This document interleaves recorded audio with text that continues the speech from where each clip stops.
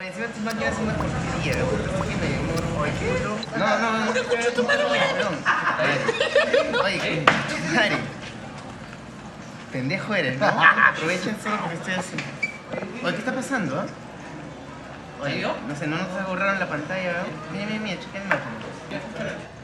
Puta, sí creo que está cagando, bro. Anybody listening? I'm talking to you. I'm a virus. I have nobody. En el año 2015 nacía Filmadrid, Festival Internacional de Cine, con la clara vocación de apostar por cineastas novedosos, por miradas auténticas que además se cuestionaban el estado del cine contemporáneo, la naturaleza de las imágenes. Una de las películas clave de aquella primera edición fue Videofilia y otros síndromes virales de Juan Daniel Monero. Era su segundo largometraje después de Reminiscencias y entroncaba desde luego con el espíritu que queríamos imprimir a Filmadrid. Se convirtió en una película icónica del festival, muy representativa, por su capacidad de búsqueda, por el espíritu de cuestionamiento del cine, de la imagen en movimiento, considerando algo que nosotros creemos fervientemente, y es que no podemos considerar el audiovisual como algo estanco, como algo consolidado, sino que está constantemente reinventándose. Videofilia es una película de múltiples texturas, de géneros y estilos variados, una obra realmente heterodoxa, que se convierte para nosotros, desde luego, en una obra visionaria, revolucionaria en su uso también tecnológico, y que se convierte además en un fiel retrato de una generación y de un lugar. Hablamos de todas esas cuestiones hace 5 años, cuando Juan Daniel vino a Filmadrid desde Perú para presentar el estreno en España de Videofilia. Y ahora es un placer saludarla de nuevo, aunque sea a tantos kilómetros de distancia. En primer lugar, quería preguntarte, Juan Daniel, cómo estás y dónde te encuentras en estos momentos de confinamiento. Estoy en Lima ahora, justamente donde grabé Videofilia. También imposibilitado de volver a mi casa actual, que es en Quillabamba, donde voy a grabar la nueva película. Pero nada, con paciencia y adaptación, ¿no? A todos esos tiempos. En primer lugar, quería preguntarte, Juan Daniel, por el paso de tu primer largometraje, Reminiscencias, que era un documental de corte experimental en el que emprendías un proceso introspectivo tremendamente profundo, a Videofilia, que es una ficción híbrida en todos los sentidos. Y también pedirte que profundizaras en la concepción de Videofilia, que tengo entendido que nace como un proyecto de naturaleza puramente comercial y que después hemos visto que derivó en algo absolutamente diferente. Sí, de hecho, surgió como una propuesta de... En un inicio me dijeron para hacer una serie web o algo así en el 2010, 2011.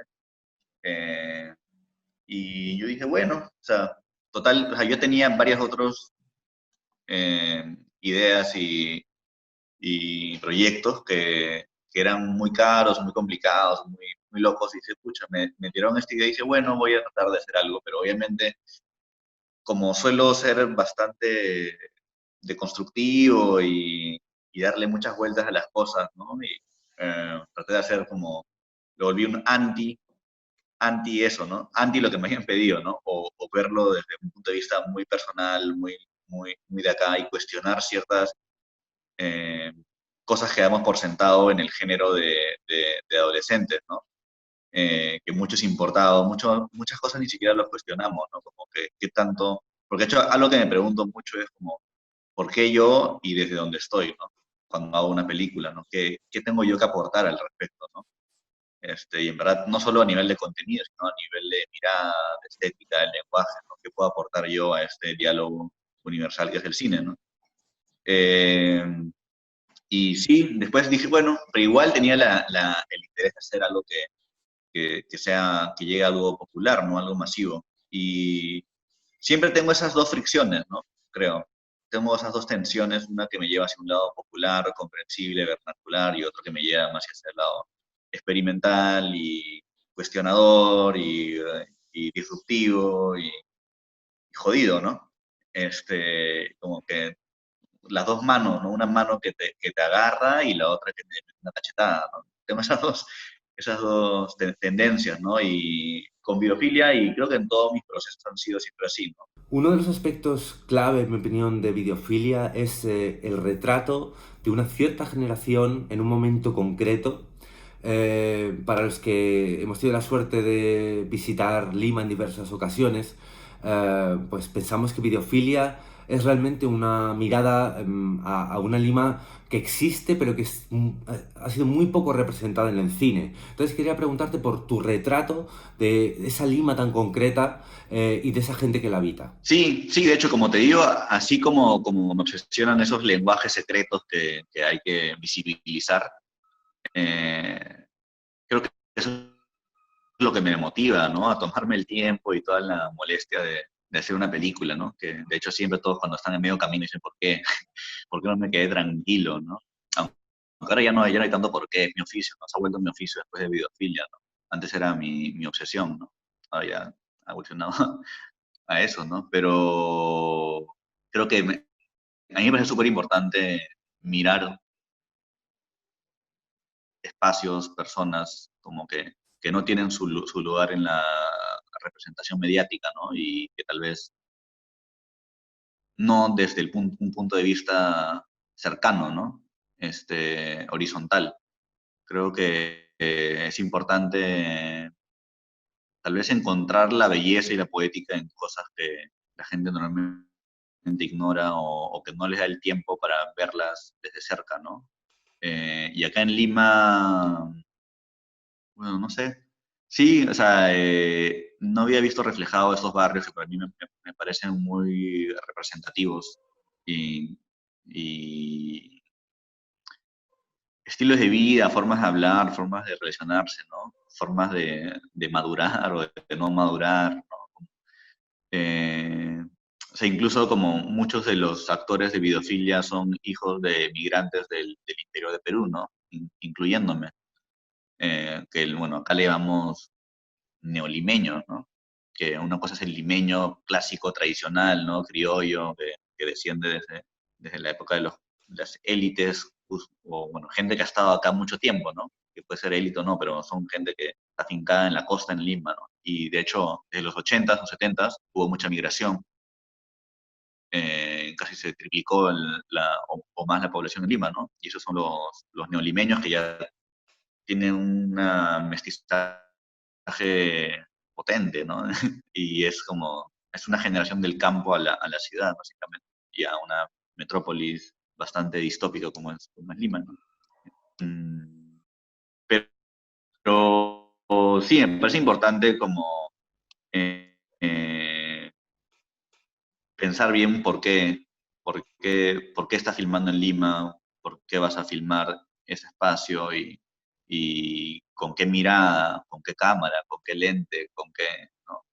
con qué ideología, ¿no? Con qué principios vas a grabar eso, ¿no? Y de cierta forma, como por eso para mí el DF me parecía súper coherente grabarlo con eso, y fue una exploración, ¿no? No fue como agarrar la única cámara que tenía ahí, ¿no? Sí, también agarré la cámara que tenía el DF, que estaba con un píxel muerto y estaba con un lente papel que le dicen que él normalmente alquilaba lentes o alquilaba otras cámaras, esa cámara la tenía ahí botada desde hace tiempo. Pero el mismo DF también vivía y vive en esos barrios, ¿no? Ha crecido ahí, tiene otra forma de sacarse la imagen. Es distinto que yo lleve a alguien de otro barrio a esos barrios, ¿no? Igual con la siguiente película, porque no he podido trabajar con el DF igual, porque el DF de esta película es de Cusco, ¿no? De la siguiente película, ¿no? Y creo que es importante eso, ¿no? O sea, igual creo que se puede ganar también esa experiencia con muchos viajes, mucho tiempo, ¿no? Pero creo que es importante la autorrepresentación, ¿no? Me parece súper importante eso. Y no negar desde dónde estás grabando, ¿no? Quería preguntarte ahora por los referentes que manejaste a la hora de concebir la película, ya desde el momento en el que pensabas que ibas a realizar un proyecto comercial, como decías, una web series, de un corte totalmente diferente a lo que acabó siendo el largometraje Videofilia. referentes, influencias o rastros cinematográficos y más allá de cinematográficos en otras disciplinas artísticas?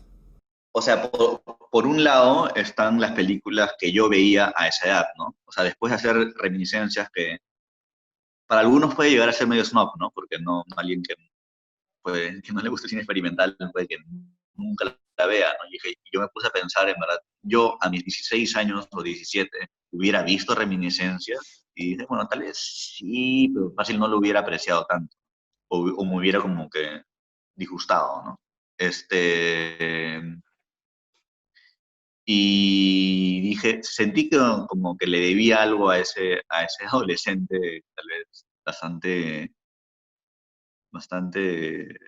trash, ¿no? Trash a nivel como que psicológico. Y tratar de como que ser honesto, sincero conmigo mismo, decir, ya, si yo pudiera comunicarme algo hacia a mi yo de hace 15 años o 10 años, ¿no? Creo que Biofilo lo hice a los 25.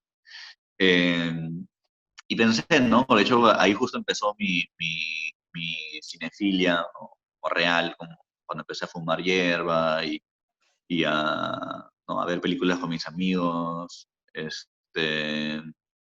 y filosofar, ¿no? Con cosas como Waking Life o Salón o Tetsuo. De hecho, Cronenberg siempre ha estado presente, Cronenberg y Lynch en mi adolescencia, ¿no? Y bueno, hasta ahora, ¿no? Eh, Mucho cine asiático extremo, ¿no? Y no tan extremo también, ¿no? Como Wong Kar-wai, más que nada por sus formas de filmar. Y no, también en su momento vi Los Idiotas y de Lars von Trier y Humo, o sea, todo lo que vi antes de los 20 años, ¿no? Antes de ir a la escuela, ¿no? a que te moldeen, ¿no? Y te cuenten la historia europea oficial, que ni siquiera llegaba al dogma, ¿no? Que se quedaba en los 70s, en la FUC, ¿no? Ahí se acaba la historia del cine, ¿no? Y ni siquiera veían hacia Asia, ¿no? Eh, y sí, bueno, siento también que el cine latinoamericano o es muy influenciado por Estados Unidos o por Europa, y yo particularmente no sé cómo, pero llegué a Asia desde temprana edad, ¿no? Tal vez buscando, no sé, igual creo que Perú sí está bastante vinculado a Asia, ¿no? No solo a nivel gastronómico, sino también a nivel con las culturas originarias, ¿no? Y los paisajes, o sea, de hecho sí creo que el clima, los paisajes como influyen un montón en la sensibilidad, ¿no? Y de hecho para mí conocer a Richard Kong, por más que se escapaba mucho del cine que yo estaba acostumbrado a ver, ¿no? Nunca había visto ni hubiera aguantado ver a Antonioni a los 17 años, pero ver Blissfully Yours o Tropical Malady a esa edad también. Kids fue la referencia obvia y cliché que me dieron los productores que querían hacer la serie. Y yo más bien, o sea, sí me gusta Kids, obviamente como no me va a gustar, pero traté de profundizar, no quedarme con la parte superficial de por qué es buena Kids, sino como que profundizar por qué fue buena, por qué fue importante en su momento, qué dijo Estados Unidos, desde dónde estaban hablando ellos, ¿no? Y dije, bueno, o sea, del 95 al 2015 hay 20 años de diferencia, ¿no? ¿Qué ha cambiado en eso, no? Y, o sea, como por eso tienes, como si tienes o sea, aprendí también como que si tienes una influencia o referencia, tienes que ir hacia, ¿no? Como decías un rato, ¿no? Al código debajo de la imagen. ¿Cuál es la esencia de eso? ¿Por qué? No simplemente el resultado, sino la raíz, ¿no? Me influyó muchas lecturas, ¿no? De hecho, creo que para mí es súper importante leer para escribir, ¿no? No creo que puedas escribir sin leer, sino simplemente estás como esos niños que solo dicen repiten lo que les dicen, ¿no? En verdad no hay una articulación real propia, ¿no? Y a nivel de lectura he tendido a, bueno, tanto leer cosas de los Beats en esa época, ¿no? O antes, ¿no? Desde los 20, 18 hacia los 24, ¿no? Leía bastante a Kerouac y a Burroughs, ¿no? Eh, Y por otro lado también mucha ciencia ficción, ¿no? Como Philip Dick y, bueno, Asimov también en su momento, ¿no? Más tradicional. Y Cyberpunk bastante. El Neuromante, de hecho me marcó bastante. Neuromancer. Así como las películas de hackers que he visto toda mi vida, ¿no? Hackers y Matrix y todo. O sea, obviamente todas las películas son, o sea, siempre he querido hacer una película sci-fi, pero de ahí leyendo a William Gibson, le preguntaron por qué has dejado de escribir sci-fi y dijo, porque la realidad se ha puesto al día, ¿no? Y pensé, dijo, sí, en verdad como que no tengo que irme al futuro porque estoy en el futuro, porque el futuro es esto, y lo puedes ver como que no es el futuro si no tienes los ojos para verlo, pero sí, es un futuro que tiene un subtexto muy extraño, ¿no? Que lo hemos normalizado. Y claro, trataba de desnormalizar la tecnología. Entre los aspectos que me parecen más fascinantes de Videofilia está el trabajo con la imagen, el trabajo que realizas también a posteriori, ¿no? En postproducción, de manipulación, de componer, como decimos, una imagen híbrida, una imagen en la que los códigos de lo real, lo imaginario, lo virtual se mezclan. Entonces quería preguntarte, hasta un nivel técnico, ¿cómo trabajaste la imagen en Videofilia? Todo lo que vemos en DVD cuando se te congela la imagen, el píxel o en YouTube o cualquier archivo mal compreso, ¿no? O demasiado comprimido, se, se quedan estos fantasmitas, ¿no? Me encanta la idea de fantasmas de la imagen, ¿no? O la imagen ya es un fantasma, así que con otro fantasma y es muy interesante. Y sí, o sea, simplemente ya la imagen sin compresión es fotogramas, ¿no? Son archivos JPG articulados uno después del otro a 24 cuadros por segundo. Y pero esos archivos, los que hemos trabajado, saben que pesan demasiado, ¿no? Es como inmanejable, ¿no? Y por eso se comprimen. Y es algo que no existe en la fotografía analógica, ¿no? Algo nuevo. Y lo que haces es, ¿no? Vas eliminando, cuando comprimes vas eliminando estos frames, ¿no? Y los reemplazas. En vez de ver 24 frames, fácil, normalmente se queda uno o dos, ¿no? Al inicio de cada plano pones un frame y el resto es información, son frames de información, no son frames de imagen. Son frames de información de movimiento, ¿no? O sea, keyframes son frames de imagen y los otros son frames de movimiento, ¿no? Siempre te dicen, el píxel se ha movido para acá, este píxel rojo se ha movido acá arriba, ¿no? Ese píxel tal, y al fin y al cabo, como no es en verdad que tengas como que imágenes en menor resolución, simplemente no tienes, simplemente es una imagen que después se va moviendo, ¿no? Los píxeles, se mueve para acá, se mueve para acá. Y así como que facilitas la capacidad de la computadora de no ocupar mucho espacio para pensar en esas imágenes, sino vas como utilizando. Y obviamente para hacer ese efecto tuve que bajar unos softwares informales, ¿no? Medios piratas, o open source, ¿no? Que te permitían hacer estas compresiones y que la computadora los pueda exportar como si estuvieran bien, ¿no? Digamos, si usas un software oficial caro, normalmente no te permite, te dice, no, o sea, se da cuenta que la imagen está mal y no te la deja exportar, pues, ¿no? Pero ahí usa unos 3 softwares, uno de compresión, otro de edición, así. Y claro, la idea es como que borras todos los frames de imagen, ¿no? Solo queda frames de información de movimiento. Y por eso la computadora no sabe que has cambiado de plano, ¿no? No tiene cómo saber que has cambiado de plano. Eh, porque, digamos, si tú ves esta imagen y acá hay otro plano, ¿no? Acá hay un corte. Si tú le borras el frame de acá, ¿no? El primer frame después de cada corte debería ser un frame de imagen, para que esto es punto aparte, ¿no? Pero básicamente es como quitarle los signos de puntuación a todo, y de repente como dices, ¿qué es qué, no? ¿Quién está hablando y quién, no? Pierdes la noción temporal, ¿no? Y Y claro, o sea, digamos, lo interesante es de que yo solo hago storyboard o solo planifico cuando hay efectos, ¿no?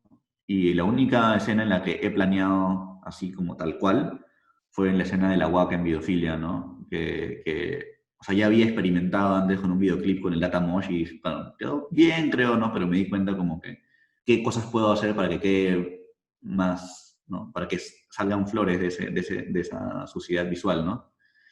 Eh, y, y sí, fue la única escena planificada al pie de la letra, ¿no? Y eso permitió que trascienda un poco la imagen, ¿no?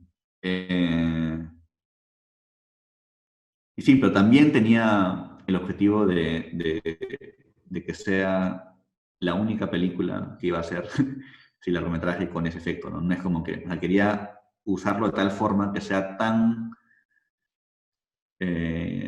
parte de la esencia de la película que es el principio y el final, ¿no? Como que no. O sea, obviamente vas a desarrollar, pero a nivel de ese trabajo lingüístico, creo que sí, mi objetivo era como que ya no tenga sentido usarlo en otra película porque en Videofilia englobaría todo lo que tengo que decir al respecto de ese tema en particular. Pues Juan Daniel, muchas gracias por tu tiempo. Quería agradecerte desde luego esta conversación en la que, a pesar de los problemas de conexión que han dado lugar también a una imagen muy videofilia, muy de variación de formatos y de calidades, hayas compartido con nosotros los pensamientos sobre tu película. Y para acabar quería pedirte que nos muestres qué es lo que ves en este tiempo de confinamiento, que muevas la cámara hasta la ventana para enseñarnos cuál es tu visión de todos los días. Pues muchas gracias, Juan Daniel. Fantástico, Juan Daniel. Pues muchas gracias y te mando un abrazo muy fuerte. Un abrazo. Cuídate.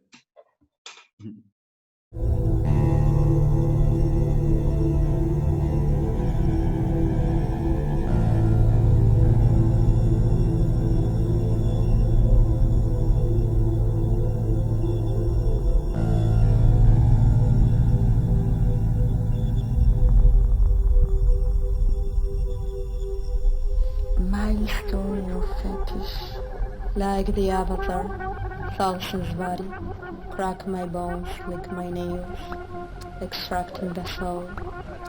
Oye,